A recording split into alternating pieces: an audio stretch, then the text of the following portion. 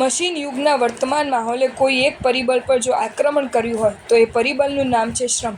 શારીરિક શ્રમનું આ મશીનોએ લગભગ ઉઠામણું કરી નાખ્યું છે અને એ શ્રમના અભાવે તંદુરસ્તીનું લગભગ બલિદાન લઈ લીધું છે. પણ મારે વાત કરવી છે અહીં એ સમયની કે જે સમયમાં અનાજ દળવા માટે ઘર ઘરમાં ઘંટી રહેતી હતી. ઘઉંના દાણા એમાં જતા હતા અને સ્ત્રીના હાથથી ફરી રહેલા ઘંટીના બે પડ વચ્ચે ઘઉંના દાણા લોટમાં રૂપાંતરિત થઈ જતા હતા. પણ સબૂર, કેટલાક ઘઉંના દાણા ઘંટીમાં જવા છતાં અખંડ રહી જતા હતા. જો એ દાણા ઘંટીના ખીલા આગળ જ પડ્યા રહેતા હતા તો ઘંટી આપણને ઉપદેશ આપતા એટલું જ કહી રહી છે કે દોસ્ત, આ આખો સંસાર મારા જેવો જ છે.